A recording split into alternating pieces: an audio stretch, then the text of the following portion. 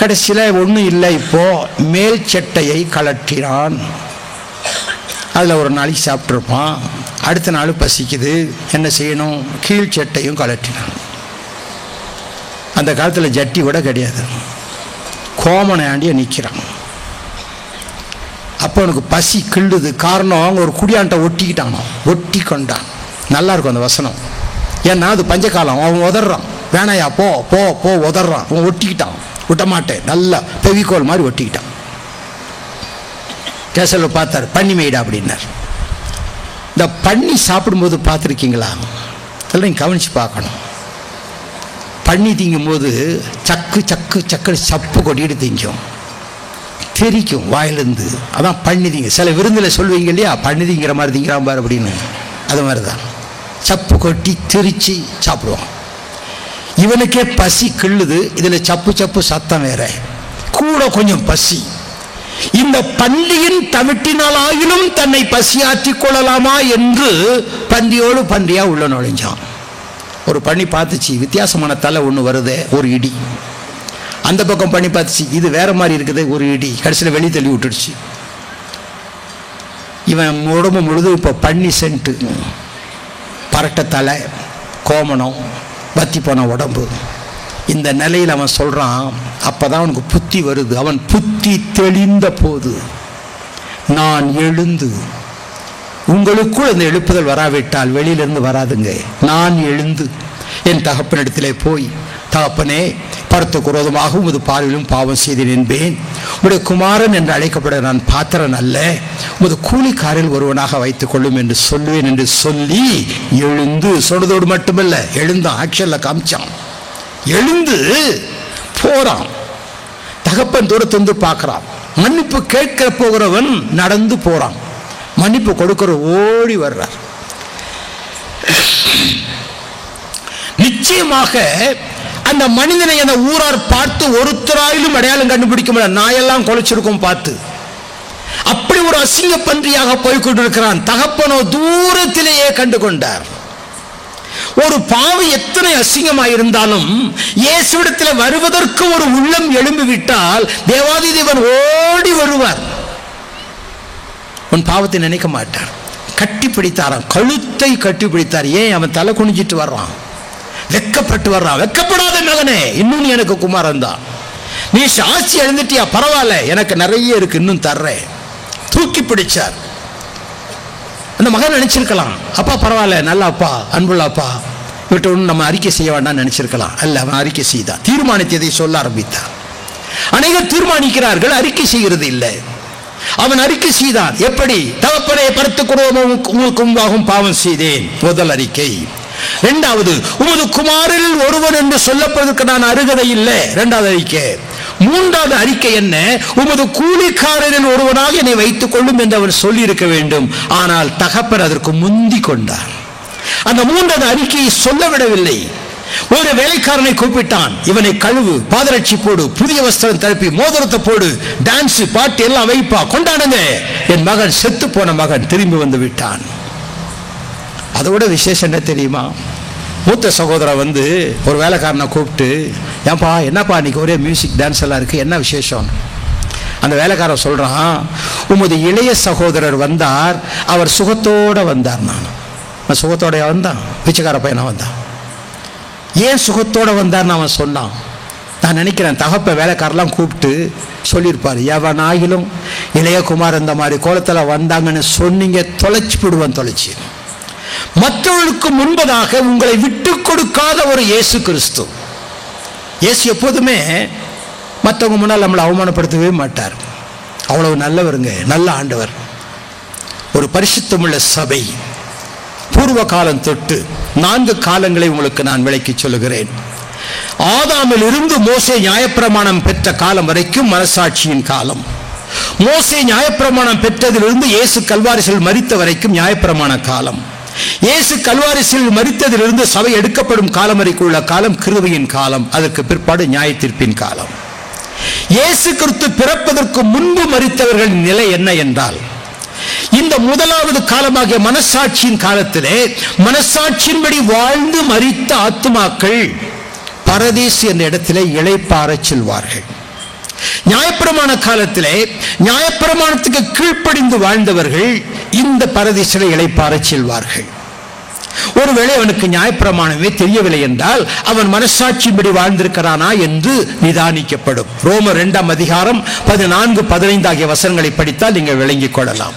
குற்றம் உண்டு குற்றம் என்று அவர்கள் தங்களை தாங்களை தீர்ப்பதினாலே அவர்கள் மனசாட்சியின்படி விசாரிக்கப்படுவார்கள். ஆனால் கிருபையின் காலத்திலே இயேசு கிறிஸ்துவை இரட்சகராக ஏற்றுக்கொண்டு மரித்தவர்கள் பரதேசிலே இளைப்பாறுவார்கள். ஒருவேளை இந்த கிருபையின் காலத்தில் இயேசுவை ஒருவன் அறிந்து கொள்ளவே இல்லை, யாரும் அவனுக்கு சொல்லவில்லை, அவனும் மனசாட்சியின்படி அவன் விசாரிக்கப்படுவான். ஆனால் ஒரு முறை நீங்கள் இயேசுவை கேட்டுவிட்டால் போக்கு சொல்ல இடமில்லாமல் போய்விடும். ஆகவே இன்றைக்கு சுவிசேஷத்தை ஆண்டவர் சொல்ல சொன்னது, அவர்கள் கேட்டாலும் சரி கேட்காவிட்டாலும் சரி நான் கர்த்தர் என்பதை அறிந்து கொள்ளும்படி நீ போய் சொல் என்று எசேக்கியேலுக்கு சொன்னார். சமயம் வாய்த்தாலும் வாய்க்காவிட்டாலும் இந்த திருவசனத்தை உபதேசம் பண்ணு என்று பவுல் அப்போஸ்தலன் தீமோத்தேயுவுக்கு எழுதினார். இந்த சுவிசேஷம் சொல்லப்பட வேண்டியது. அவர்கள் கேட்டாலும் சரி கேட்காவிட்டாலும் சரி ஆக்கினை தீர்ப்பு அவர்களுக்கு உண்டு என்பதை அவர்கள் அறிந்து கொள்ள வேண்டும். ஆகவே இவர்கள் எல்லாரும் நற்சாட்சி பெற்றவர்கள். எபிரேயர் 11ஆம் அதிகாரத்திலே ஆபேலில் இருந்து ஆபிரகாம், ஈசாக்கு, யாக்கோபு, தாவீது, மோசே என்று பல முற்பிதாக்களை பற்றி நாம் அறியப்பெறுகிறோம்.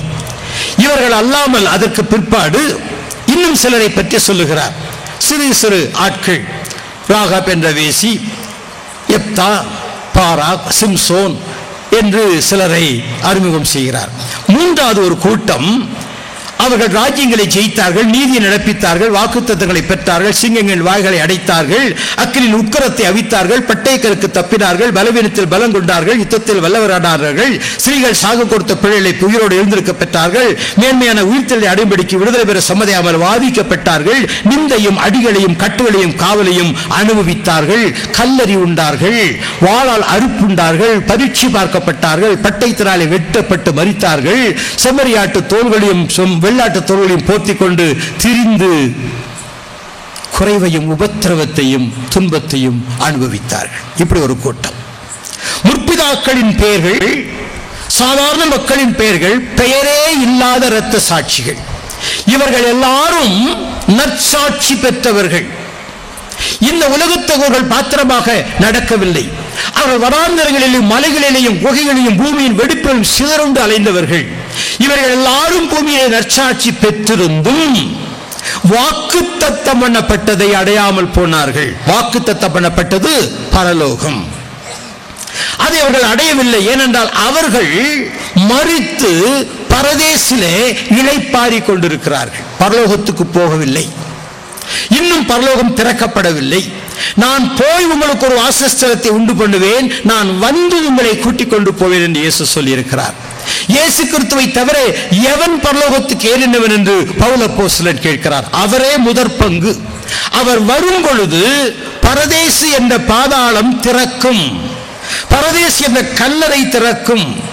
அதிலிருந்து மரித்து கிறிஸ்துவுக்குள் மரித்த எல்லாரும் முதலாவது எழுந்திருப்பார்கள்.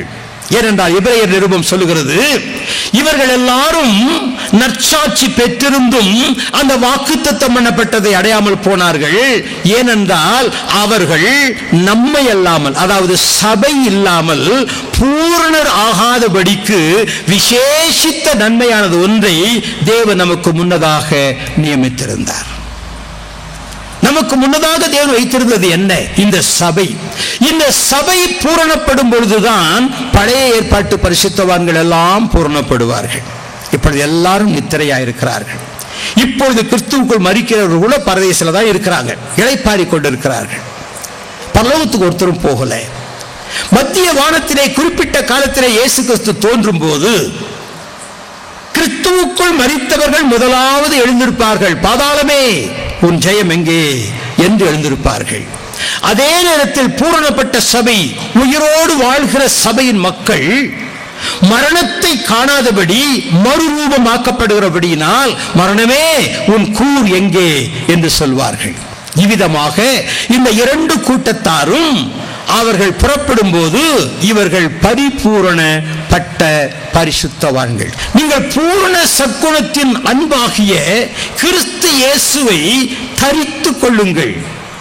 கிறிஸ்துவின் வசனம் உங்களுக்குள்ளே சகல ஞானத்தோடும் பரிபூரணமாக வாசமாய் இருக்க வேண்டும். சபை பரிபூரணப்படுவதற்கு சில காரியங்களை கொலோசியர் நிருபத்திலே நீங்கள் வாசித்து பாருங்கள். இந்த பரிபூரணம் சம்பூர்ணம் என்ற வாக்கியங்கள் எல்லாம் சபையானது எவ்வாறு பரிபூரணப்பட வேண்டும் என்பதை விளக்கக்கூடிய வாசகங்கள். இப்படி பரிபூரணப்பட்டவர்கள் ஒரே நேரத்திலே எடுக்கப்படுவார்கள். அதனால்தான் ஆண்டவர் 2 பேர் வயலில் இருப்பார்கள், ஒருவன் எடுத்துக் கொள்ளப்படுவான். 2 பேர் மாவரிப்பார்கள், ஒருத்தி எடுத்துக் கொள்ளப்படுவார். 2 பேர் கட்டில் இருப்பார்கள், ஒருத்தர் எடுத்துக் கொள்ளப்படுவார் என்று 3 உவமைகளை சொன்னார். ஏனென்றால் வயலில் இருக்கக்கூடிய நேரம் பகல் நேரம், மாவரைக்கக்கூடிய நேரம் சாயங்கால நேரம், கட்டிலில் இருக்கக்கூடிய நேரம் இரவு நேரம். இந்த 3 காலங்களும் உலகம் முழுவதிலும் இப்பொழுதும் உண்டு. நமக்கு இரவானால் அமெரிக்காவிலே காலை நேரம், ஜப்பானில் சாயங்கால நேரம். இந்த சாயங்காலம் இரவு பகல் எல்லாம் சுற்றி சுற்றி பூமியில் இருக்குது. ஆகவே ஒரே நேரத்தில் கர்த்தர் தமது சபையை எடுக்க போகிறார். எந்த சபையை? இந்த உலகத்தில் லேபிள் போட்டிருக்கிற எந்த சபையும் பரலோகத்துக்கு போகாதுங்க. பரிபூர்ணப்பட்ட கிறிஸ்தவர்கள் மட்டும் போவார்கள். அவர்கள் எந்த சபையிலும் இருக்கலாம். சிஎஸ் சபையிலிருந்து கொஞ்சம் பேர் போவாங்க, பெந்தேகோஸ்து A to Z வரைக்கும் இருக்கிற சபையிலிருந்து கொஞ்சம் பேர் போவாங்க, பெந்தேகோஸ்தும் போவாங்க, பெந்தேகோஸ்தும் போவாங்க. நாங்க தான் போவோம்னு யாரும் சொல்ல முடியாதுங்க. ஏன்னா சபை நமக்கு போறதுக்கு ஒரு வாகனம் மாதிரி. ஒரே ஒரு உதாரணம் சொல்லி முடிக்கிறேன். பழைய ஏற்பாட்டினுடைய காரியங்கள் எல்லாம் புதிய ஏற்பாட்டுக்கு நிழல்கள். ஆபிரகாம், ஈசாக்கு, எலியேசர், ரெபேக்கா, இந்த 4 பேரை கொஞ்சம் மனசுல வச்சுக்கங்க. ஆபிரகாமை பிதாவாகவும், எலியேசரை அனுப்பப்படுகிற ஆவியானவராகவும், ஈசாக்கை ஒரே பேராகிய குமாரனாக இயேசுவாகவும், ரெபேக்காளை பரிசுத்த மணவாட்டியாகிய திருச்சபையாகவும் கவனித்துக் கொள்ளுங்கள். ஆபிரகாமை பிதா சொல்லுகிறார் எலியேசரை பார்த்து, எலியேசர், என் மகனுக்கு ஏற்ற மனைவியை நீ போய் கொண்டு வா. பரிசுத்த ஆவியானவர் அனுப்பப்படுகிறார் திருச்சபையை, ஏற்ற திருச்சபையை உண்டாக்குவதற்கு, மணவாட்டியை தெரிந்து கொள்வதற்கு ஆவியானவர் அனுப்பப்படுகிறார். இந்த எலியேசர் வரும்போது என்ன சொல்லிட்டு வர்றாரு? நான் மனதில் நினைக்கிறதை அவள் செய்கிறாளோ அவள்தான் என் ஈசாக்குக்கு மனைவி. பரிசுத்த ஆவியாருக்கு என்ன சித்தம் உண்டோ அந்த சித்தத்தின்படி செய்கிறவனே பரலோக ராஜ்யத்தில் பிரவேசிப்பானே அல்லாமல், என்னை நோக்கி கர்த்தாவே கர்த்தாவே உமது நாமத்தினாலே நான் பிசாசுகளை துரத்தினேன் அல்லவா, உமது நாமத்தினாலே தீர்க்க தரிசனம் சொன்னேன் அல்லவா, உமது நாமத்தினாலே வியாதியஸ்தரை குணமாக்கினேன் அல்லவா என்று சொல்வார்கள். அப்பொழுது நான் அவர்களை பார்த்து, அக்கிரம செய்யக்காரரே, நீங்கள் கிரமமாய் செய்யவில்லை, அக்கிரம செய்யக்காரரே, நான் உங்களை அறியேன் என்று சொல்லி போடுவார். தேவனுடைய சித்தத்தின்படி செய்ய வேண்டும். கர்த்தருடைய சித்தம் என்ன? எல்லாரும் ரட்சிக்கப்பட வேண்டும், சத்தியத்தை அறிகிற அறிவை அடைய வேண்டும், பரிசுத்தமுள்ளவராக இருக்க வேண்டும், எல்லாவற்றிலும் ஸ்தோத்திரம் செலுத்த வேண்டும், நன்மை செய்து தீமையை அணைக்க வேண்டும். இது தேவனுடைய வசனத்தில் சொல்லப்பட்ட தேவனுடைய சித்தம். சில நேரம் இதெல்லாம் படிக்காம ஒரு ஊழியக்கார்ட்ட போய் கர்த்தருடைய சித்தம் என்னதே தெரியலீங்க, கொஞ்சம் ஜெபம் பண்ணி சொல்லுங்க. உடனே அவர் கர்த்தருடைய சித்தத்துக்கு தான் ஹோல்சேல் கான்ட்ராக்டர் மாதிரி நினைச்சுக்கிட்டு என்னென்னமோ சொல்லுவார். தேவ சித்தம் வேத புத்தகத்திலே தேடி பாருங்கள். கர்த்தர் என்ன சித்தமுள்ளவராய் இருக்கிறார். இயேசு கூட சொன்னாருங்க, என் சித்தத்தின்படி அல்ல பிதாவே, உங்களுடைய சித்தத்தின்படி எனக்கு கடவுது.